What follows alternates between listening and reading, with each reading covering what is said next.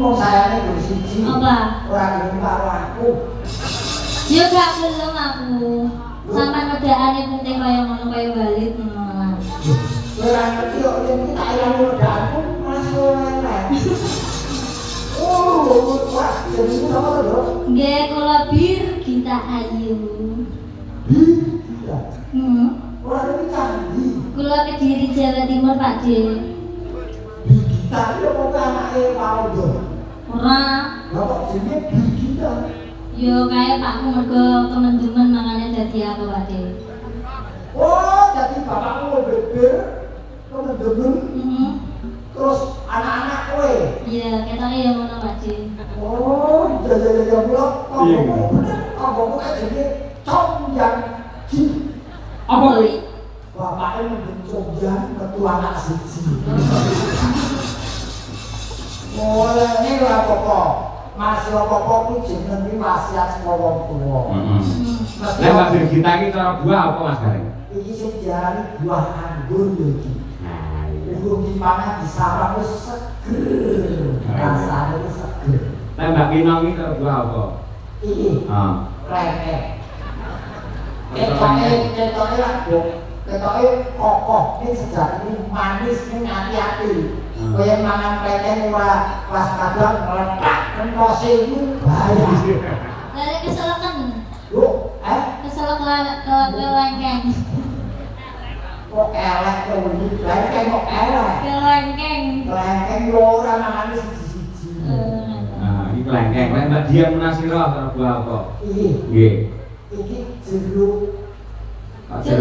Jeruk lah disarap wis nyenengake. Heeh. Nadyan ora mencau disarap kok nyenengake. Nyenengake. Lah jeruk kan akeh ana sing legi ana sing kecut. Iki jeruk apa? Aku ora ngerti kok aku tau gila. Bener. Oh, takon wong iki. Ora tau dilat biasane dilatih geser kuwi. Yo to. Terus kuwi Mbak Ovan cara buah apa? Iki. Nah. Pir. Pir kok. Per. Perke kuku wong dikeki yo pir. Buah pir. Nah, bojoku, awas nanti oleh. Jambu weton demak. Nyeger. Jambu air. Jambu air weton demak nyeger ati. Iya. Mbak Tuti kayak sebelah itu guys sih. Lah iki. Tapi Lah nanti apa Pak De? Melok. Melok. Melon. Nadyan wujute jowo iki kerep-kerep. Oh. Yen dibelah kuwi dipangan seger rasane. Melok. Iya. Mbak Lia. Iya. Iya sih. Sebelah Mbak Katin. Mbak Katin. Pacet. Hei, sia-sia. Mbak sia-sia. Sia-sia to. Pace apa manfaatnya? Pacet iso digo jamu. Oh. Jamu apa? Jamu penurun darah tinggi ya. Karo gak tau ngombe. Gak tau ngombe. Ora tau ngombe. Tahu. Kok yo ngombe bareng ya? Pasti itu manfaatnya Mas. Oh, betul. kalau kita sih jamu kabeh bermanfaat. Loh, lah Mbak Tati kurang cara dua apa Mbak Tati? Buah ini. Lah kok gak mani?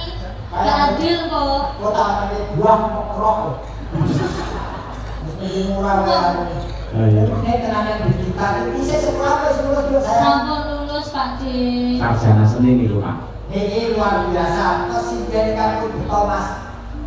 Cahyo. Kita dulu S1 semuanya. Nggih. Ya harus nih Pak De. Seorang wanita itu harus S1 bumi itu tidak ini. Niki Kau yang siji. pilih.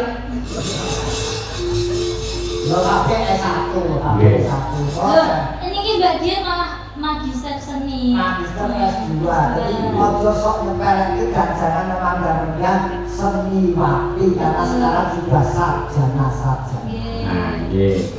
Iki Mbak Birgita pamungkute ya kuwi